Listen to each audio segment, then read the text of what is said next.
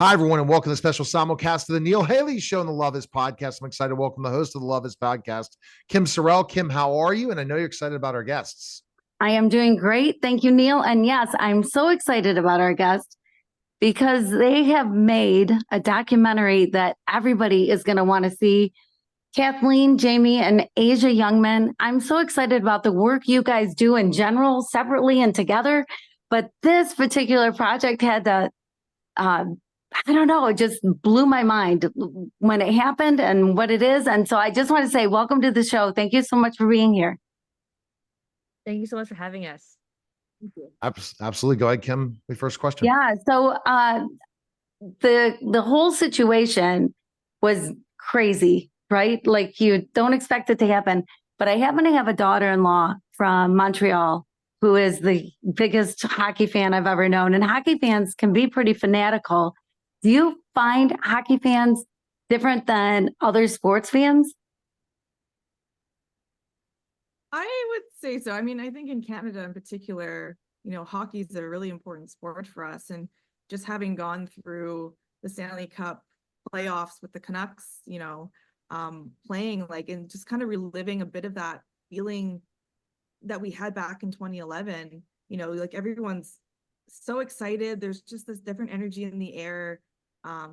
There's this extra dedication, I think, coming from fans and also people who maybe aren't the biggest hockey fans, but are still tuning into the games and getting behind the team. So I would say there's a little bit, maybe a bit more excitement, a bit more emotions. I think sometimes we as people too, our identities are really tied into our hometown teams. So we certainly saw that in 2011 and also just in the recent playoffs as well. What I see what happens is specifically when you're looking at the sport of hockey in Canada, it's the number one sport. Imagine, specifically enough, someone got messed over in an NFL football game and what kind of riots would happen if someone got the worst call ever or worst certain situation that they lost. So it's happened. It happens when teams win as well. I'm sure in your research you saw that there have been games where this is the party, the big parade, and there's violence and there's rioting after a team's win. So when teams lose or win, it happens. When you guys agree? Yes. Yeah. So one of the most fascinating facts that we found while we were doing research is that there's a study that was done over hundreds of sports riots in North America. And Vancouver is actually the only city that riots after a loss, because you're right. It's actually a win, that jubilation that actually turned into riotous behavior. And Vancouver is, we're the only city in North America that riots after a loss. And of course, this has happened twice now in Vancouver. We rioted in 1994 for the exact same reason, when the Canucks lost a Game 7 final game. So you're absolutely right. Yeah, that's so interesting, isn't it? Because you would think that you would just be deflated and want to go home instead of being out on the streets and throwing rocks or whatever it is that you're doing. So I'm sure you found out some incredible inside scoop, especially because cell phones were a thing then. So the amount of film maybe that you were able to cover up, the pictures, I'll never forget, it'll never leave my mind, that one picture where everything's burning down, everything's going bad, and there's a couple making out in the middle of the road. And I just think, wow, that is such a contrast. But what are some of the things that you found out about this that you think that nobody knows? Well, I think when Kat and I were first exploring this story, we thought maybe there was this one definitive reason why Vancouver tends to riot when we lose a hockey game. But I think what we discovered is that there were so many factors as to why we rioted for a second time in Vancouver. I think a big part of it was that there was this new generation who had heard of the 1994 riot, had maybe seen a bit of footage, especially leading up to our Game 7 in 2011. And I think there was a bit of curiosity. I think in some ways that generation wanted their own riot.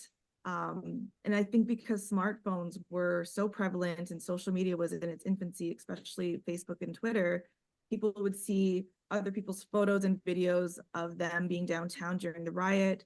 They were drawn downtown for the same reasons, so that they could document it themselves, get their own photos, get their own selfies as like memorabilia almost from that night and souvenirs from that night. So I think social media was a huge factor, and especially when people were posting about their involvement in the riots, posting photos of them committing a crime, hashtagging Vancouver Riot and essentially incriminating themselves. So there are so many reasons I think why this happened. I think people were pointing fingers at the media, were showing, footage from that night and kind of like putting that idea into people's heads again. But I also think, maybe the city wasn't prepared for a possible riot again. And a lot of people were stuck downtown, alcohol was involved. And of course, just hockey in general. I think a lot of people were invested in the game. And I think also because hockey is such a violent sport, maybe that is a reason why people decided to partake in that type of behavior as well.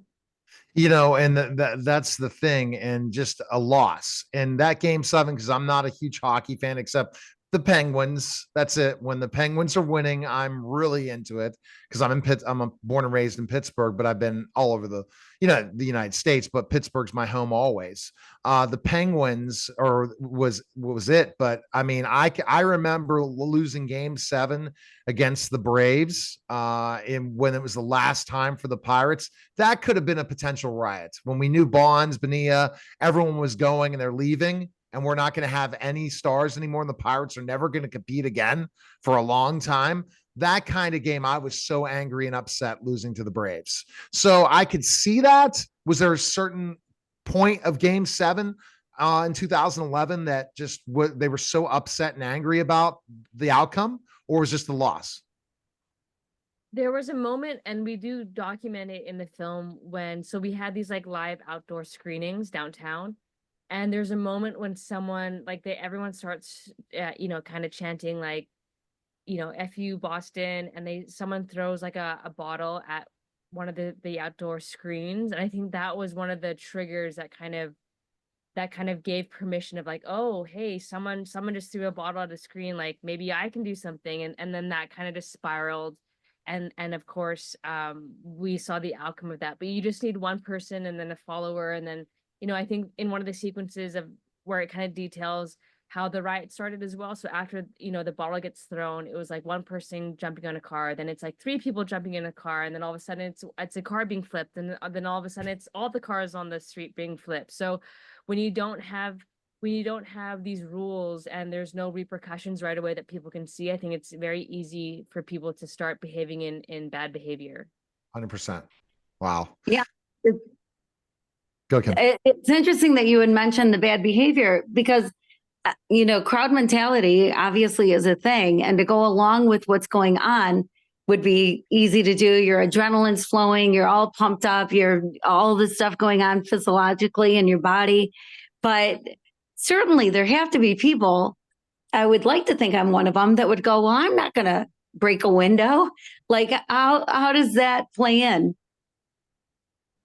Yeah, I think mob mentality was a huge topic for us to explore in the film, because when we interviewed some people, they were like, I was swept up in it. I couldn't control like my decision to get involved, and I was a victim of mob mentality. And I think to some degree, people can partake in events because they want to be a part of something. I think even wearing a jersey, can make people forget they're like an individual and they're part of a bigger kind of crowd. But at the same time, there's a lot of people who decided not to partake in the riots. I was one of them. I left downtown pretty quickly because I was like afraid of what was happening. So I think on some hands, maybe mob mentality is a bit of an excuse. Maybe people use that as a bit of like I couldn't help myself kind of reasoning for their involvement, because of course I think people are capable of making their own decisions, but at the same time I don't think people should have their lives ruined for making a poor decision like that, because of course we all make mistakes as humans. All right. Well, Kim, you have a quick love question just to go throw in why this is, a special simulcast of the Love Is podcast. And go ahead, Kim, with that question, and they'll tell why I know love what they do. Yeah, so I lived dedicated a year to figuring out the true meaning of love, this question that has plagued our world, I think. forever. And the things I found out about love just blew my mind. And so I'm always curious about where love plays a role. And here it's all about rioting, it's all about violence and whatever, but love just kind of never leaves. So I'm curious what you think of where love plays a role in it all. One of the stories that unfortunately made the cutting room floors, and that is that when we spoke to those victims of assault, those who were assaulted during the riot, and we asked them what they wanted to happen to the perpetrators, and none of them wanted to actually press charges, which we thought was so fascinating, just because there was a whole online mob of wanting to make sure that these individuals paid. But those who were actually like physically hurt, who were there that night downtown, just wanted to forgive and move on, and that was the best way for them to do that, was just to not press charges and just to forgive and to go on about their lives.